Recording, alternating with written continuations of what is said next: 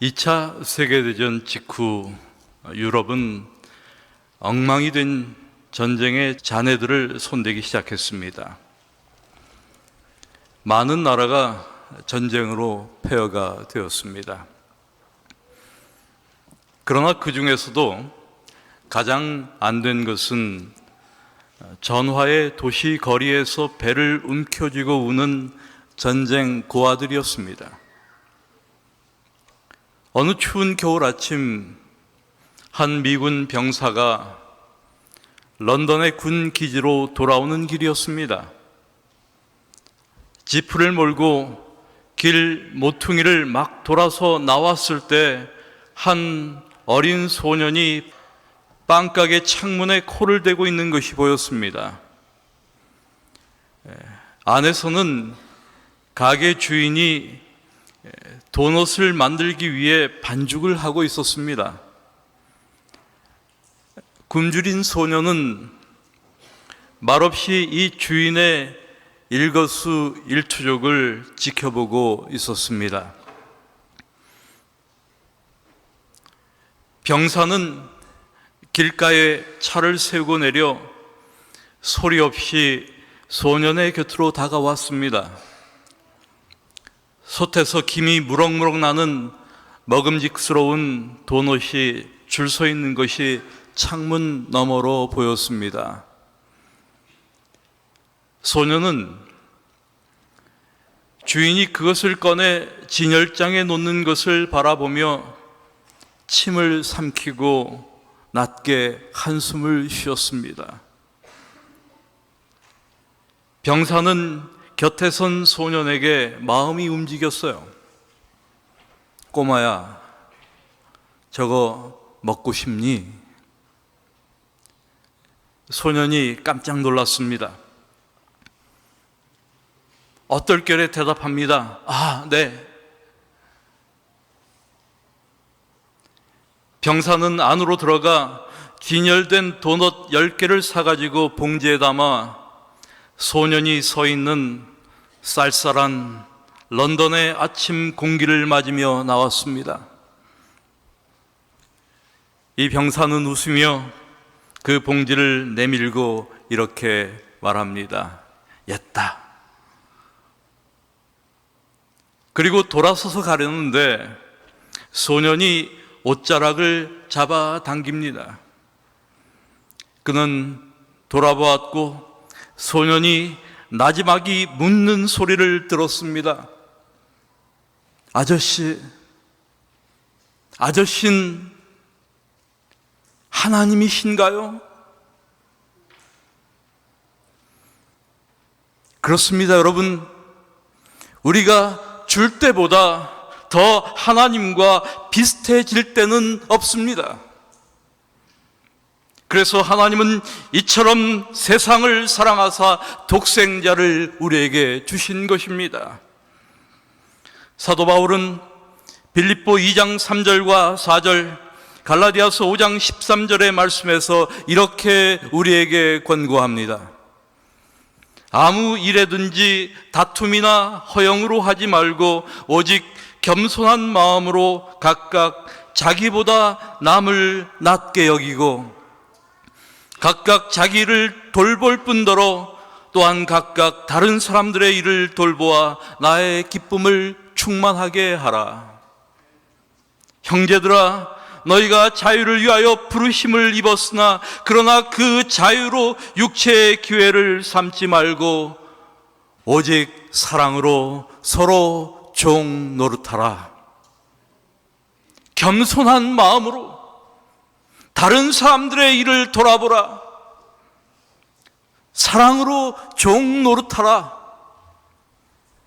이 권면들은 다른 사람들이 아니라 신자들에게 주는 권면임을 우리는 기억해야 합니다.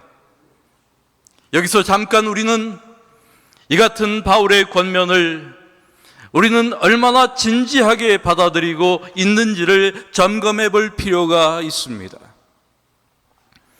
사실 이런 권면은 오늘 같은 시대에 걸맞지 않는 가르침이며 그리 적절한 생활 철학이라 할 수 없습니다.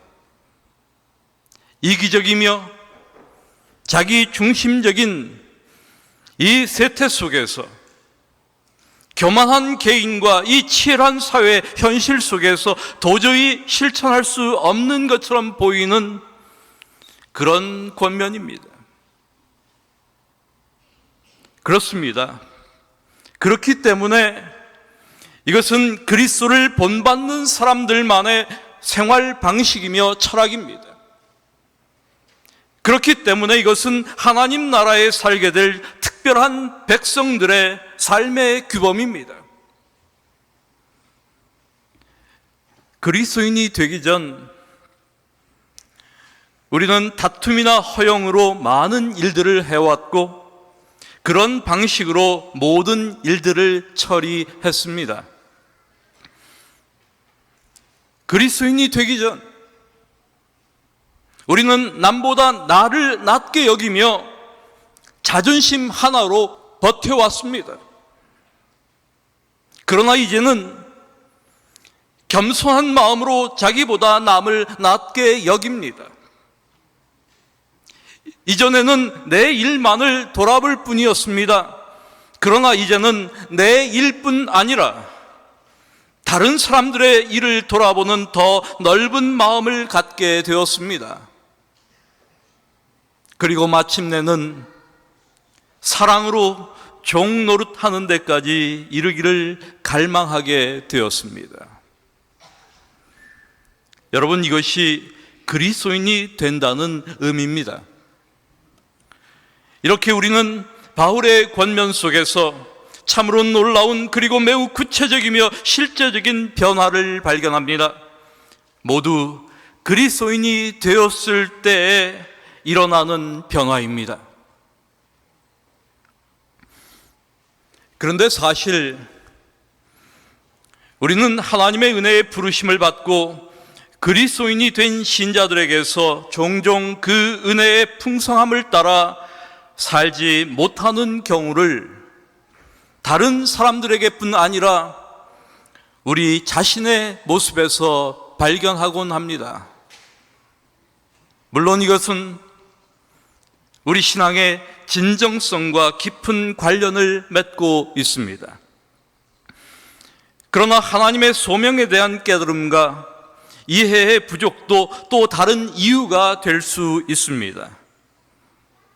오늘 이 시간 우리는 말씀에 대한 새로운 통찰과 깨달음을 통하여 그리스도를 본받는 생활의 의미를 이해하고 그것을 실천하는 삶이 우리 안에서 실현되기를 기대해 봅니다. 그리고 이러한 경험은 우리를 더욱 성숙한 그리스도인으로 인도하며 말과 행실에 있어서 균형 있고 아름다운 모습을 만들어 나갈 것입니다.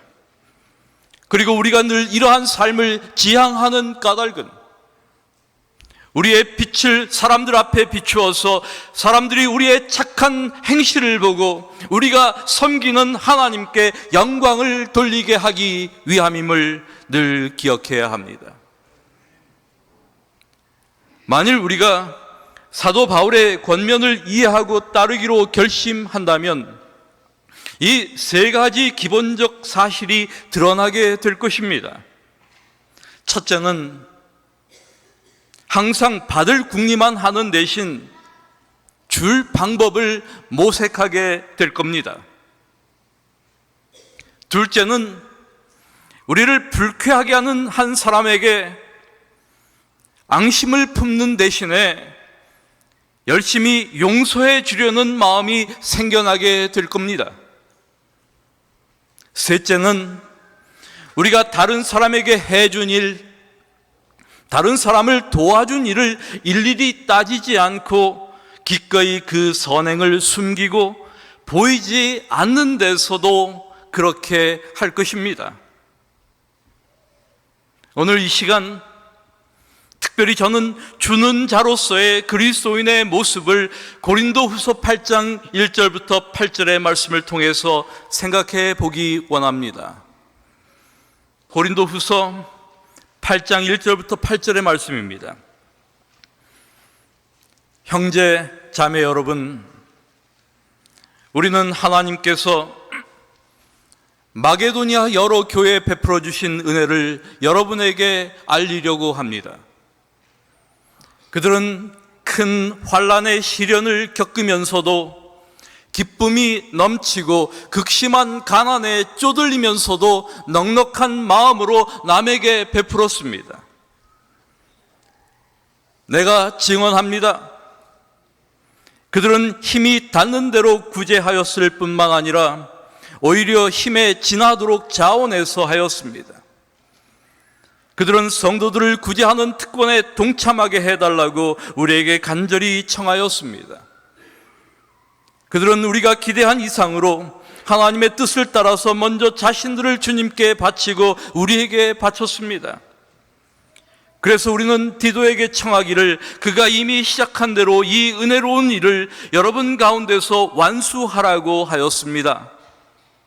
여러분은 모든 일에서 뛰어납니다. 곧 믿음에서, 말솜씨에서, 지식에서, 열성에서, 우리와 여러분 사이의 사랑에서 그러합니다. 여러분은 이 은혜로운 활동에서도 뛰어나야 할 것입니다. 나는 이 말을 명령으로 하는 것이 아닙니다. 다른 사람들의 열성을 말함으로써 여러분의 사랑도 진실하다는 것을 확인하려고 하는 것뿐입니다. 여러분, 지금 우리가 본 본문의 말씀을 조금 주목할 필요가 있습니다.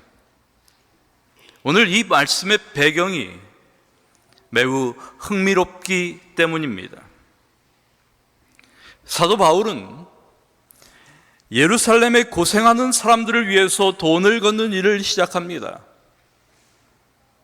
그래서 바울은 유럽 각지를, 특별히 마게도니아 지역을 돌며 예루살렘의 그리스도인 형제들의 어려운 사정을 호소합니다. 그런데 중요한 사실은 여기에 등장하는 마게도니아는 경제적으로 매우 어려운 곳이라는 것입니다. 사실 마게도니아는 오늘날 우리에게 있어서 늘 경제적으로 도움을 주어야 하는 그런 빈곤한 곳입니다. 종종 우리는 경제적으로 어려운 나라에서 복음을 전하는 여러 선교사들의 도움을 요청하는 소리를 듣곤 합니다. 그리고 이것은 매우 정상적인 겁니다. 그러나 이 경우는 다릅니다. 지금 바울이 마게도니아 지역을 돌며 구호금을 요청하는 것은 가난해서 늘 궁핍한 이들에게 자신들보다 훨씬 더 부유한 한국인들을 돕자고 설득하는 것과 같은 겁니다. 참으로 이해하기 어려운 호소이지요. 그런데 무엇보다도 희한한 것은 사람들이 그 말을 따랐다는 것입니다. 경제적으로 궁핍했음에도 불구하고 예루살렘의 형제들이 어려운 것을 알고 그들은 진정 자신의 것을 나누어 주었습니다. 우리는 그들이 어느 정도까지 그렇게 했는지를 다시 한번 본문의 말씀을 통하여 살펴봅니다. 형제자매 여러분, 우리는 하나님께서 마게도니아 여러 교회에 베풀어 주신 은혜를 여러분에게 알리려고 합니다. 그들은 큰 환난의 시련을 겪으면서도 기쁨이 넘치고 극심한 가난에 쪼들리면서도 넉넉한 마음으로 남에게 베풀었습니다. 내가 증언합니다. 그들은 힘이 닿는 대로 구제하였을 뿐만 아니라 오히려 힘에 지나도록 자원해서 하였습니다. 그들은 성도들을 구제하는 특권에 동참하게 해달라고 우리에게 간절히 청하였습니다. 그들은 우리가 기대한 이상으로 하나님의 뜻을 따라서 먼저 자신들을 주님께 바치고 우리에게 바쳤습니다.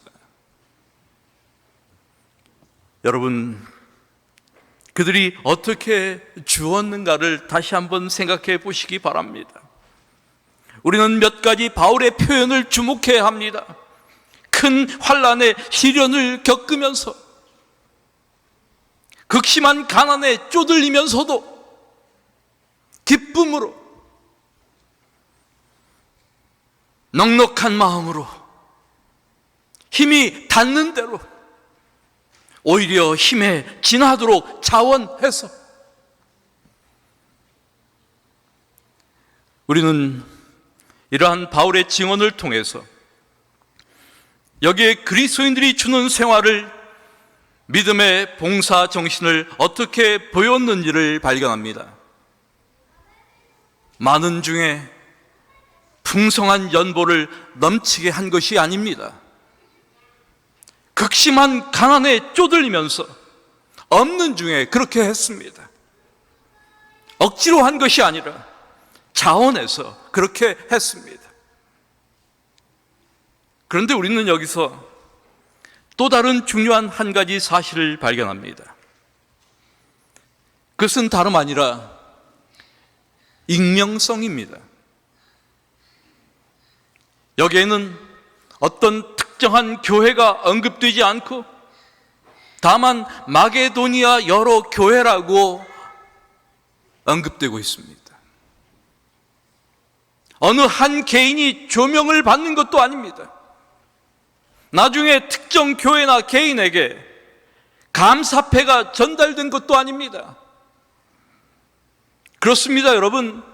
참 종됨의 증거는 이름을 밝히지 않고도, 생색을 내지 않고도 줄 수 있는 겁니다. 아무도 보지 않고 아무도 모르는 곳에서도 봉사할 수 있는 그것이 주는 그리스도인의 참된 모습입니다. 진정 자신의 이름이 입에 오르면 무안해하는 그런 참된 종들이 우리 중에 많이 있으면 참 좋겠습니다. 사도 바울은 마게도니아 성도들이 어떻게 주었는지를 이렇게 진술하고 있습니다. 넉넉한 마음으로, 힘이 닿는 대로, 힘에 진하도록. 그들은 주면서, 그 주는 과정에서 이렇게 주었습니다. 정말 아름다운 진술이 아닐 수 없습니다. 그들의 주는 행위에는 너그러움이 넘쳤습니다. 그들 가운데는 인색한 사람이 없었습니다. 아무도 인색하지 않았습니다. 얼마나 듣기 좋은 이야기입니까? 우리는 물론 준다는 의미에는 돈만이 아니라는 것을 알고 있습니다. 거기에는 우리의 시간과 정력, 관심과 사랑, 그리고 때에 따라서는 재정까지도 주는 것이 포함됩니다. 제가 가진 모든 것은 전부 다 하나님의 것입니다. 이렇게 말하는 분들이 있습니다. 여러분도 그렇게 생각하십니까? 그렇게 생각하지 않은 것 같군요.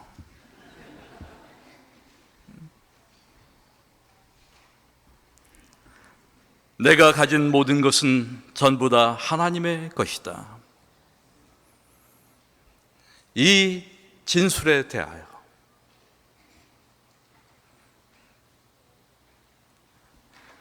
나는 어떻게 대답할 수 있을까? 그런데 정말 어떻게 이렇게 말하는 분들이 있는 것 같아요. 그런데 이렇게 말하는 것과 실제로 물질을 드리는 것은 전혀 다른 문제입니다. 그런데 정말 종종 믿을 수 없을 정도로 항상 베푸는 것이 천성인 사람들도 있습니다. 입고 있는 옷이라도 벗어주는 사람이라는 말이 잘 어울리는 그런 사람이죠. 그들은 물질에 대한 바른 태도를 지니고 있습니다. 그들은 스스로를 하나님의 소유를 관리하는 청지기로 여깁니다. 그래서 자신의 소유를 애지중지하지 않습니다. 베푸는 것에 대하여 자유롭고 관대합니다. 하나님께서는 그들에게 많은 자원과 재능을 주셨고 그들은 그것들을 주님을 위하여 기꺼이 사용합니다. 베푸는 은사를 가진 사람들입니다. 여러분, 베푸는 은사는 정말 귀한 은사입니다. 이러한 은사와 마음이 우리에게 얼마나 필요한가? 그러나 동시에 얼마나 보기 힘든 일인가? 죽을 때 가지고 갈 수 없는 것은 알지만 영구차 뒤에 이삿짐을 실은 트럭이 따라간 것을 제가 본 적이 없지만 그저 주려고 하면 아깝기만 합니다. 저도 늘 이 은사가 부족하다고 느낍니다. 늘 주는 것보다는 받는 데 익숙합니다. 그래서 이 은사를 구합니다. 하나님, 제게 가장 결여되어 있는 그 은사, 그것 좀 주십시오.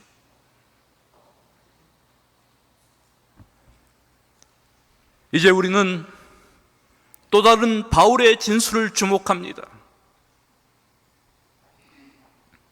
내가 증언합니다.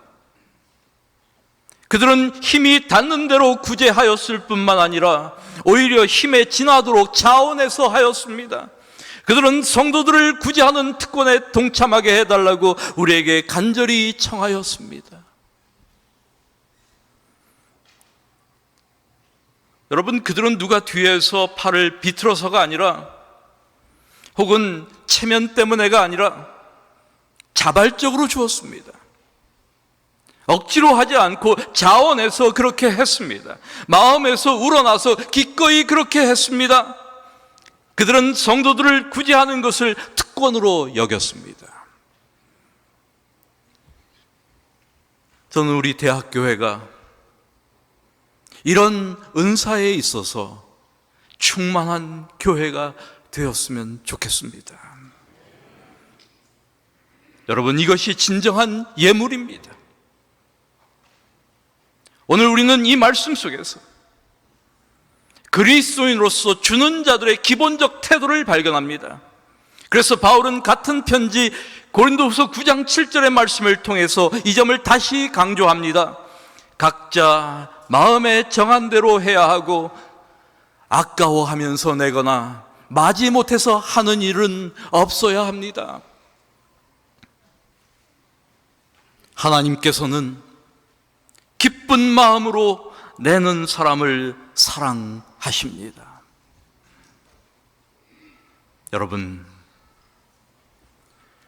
우리는 이 말씀 속에서 성숙한 그리스도인의 모습이 무엇인지를 발견합니다. 우리가 하나님께 드리는 모든 것들이 자발적으로 이루어지기를 원합니다. 우리의 모든 봉사가 자원하는 것이 되기를 원하는 것입니다. 우리가 하나님께 드리는 모든 예물은 각각 그 마음에 정한 대로 기쁜 마음으로 해야 할 것입니다. 마지못해서 하지 말아야 합니다. 많고 적음이 중요하지 않습니다. 이제 마게도니아 성도들의 봉사 정신을 이야기한 바울은 고린도의 신자들에게 이렇게 호소합니다. 여러분은 모든 일에 있어서 뛰어납니다. 곧 믿음에서, 말솜씨에서, 지식에서, 열성에서, 우리와 여러분 사이의 사랑에서 그러합니다. 여러분은 이 은혜로운 활동에서도 뛰어나야 할 것입니다. 나는 이 말을 명령으로 하는 것이 아닙니다. 다른 사람들의 열성을 말함으로써 여러분의 사랑도 진실하다는 것을 확인하려고 하는 것뿐입니다. 고린도인들은 믿음과 신앙적인 은사뿐 아니라 지식과 열성과 사랑까지도 넘쳤습니다. 정말 사실상 훌륭한 신자들입니다. 그런데 바울은 거기에다가 이 은혜로운 활동에서도 뛰어나라고 하는 겁니다. 너그러운 사람이 되라. 주는 사람이 되라. 희생적인 사람이 되라. 이렇게 그 훌륭한 신자들에게 권면하는 겁니다. 사랑하는 교회 여러분, 오늘 바울의 이 고린도 교회를 향한 권고는 우리 역시 귀담아 들어야 할 권고임에 틀림이 없습니다. 정말 우리가 우리 자신을 위하여 검토해 보아야 할 가치 있는 권고라고 생각합니다. 제가 보기에 우리 대학교의 성도들은 모든 일에 있어 분명 뛰어난 것 같아요. 믿음에 있어서, 말솜씨에 있어서. 우리 교회는 말 못하는 분들이 없는 것 같아요. 지식에 있어서 분명합니다. 훌륭한 지식을 가지고 있어요. 열성에 있어서, 우리 사이의 사랑에 있어서 정말 그러합니다. 이런 의미에서 훌륭한 신자들이 아닐 수 없습니다. 그러나 구제하고 돕는 일에 있어서도, 주는 일에 있어서도, 이 은혜로운 활동에 있어서도 뛰어나야 할 겁니다. 이것이 바울이 오늘 우리에게 권면하는 중요한 권고입니다. 우주에는 물리적인 법칙과 영적인 법칙이 동시에 작용합니다. 중력이 물리적인 법칙이라면 베푸는 것은 영적인 법칙입니다. 예수님께서는 주라 그리하면 너희에게 줄 것이니 곧 후이되어 누르고 흔들어 넘치도록 하여 너희에게 안겨주리라, 이렇게 말씀하셨습니다. 하나님께서는 즐겨내는 자를, 기쁜 마음으로 드리는 자를 사랑하신다고 하셨습니다. 또한 남을 잘 보살펴주는 사람이 복을 받을 것이라고 하나님의 말씀을 통하여 약속하셨습니다. 우리 사랑하는 성도 여러분, 이런 하나님의 약속과 주님의 말씀을 믿어야 되지 않을까요? 즐겨 드리는, 기쁜 마음으로 드리는 신자들이 되어야 하지 않을까요? 사랑하는 여러분, 주는 사람들이 되십시다. 우리가 줄 때보다 더 하나님을 닮게 되는 때는 없습니다. 말씀을 마칩니다.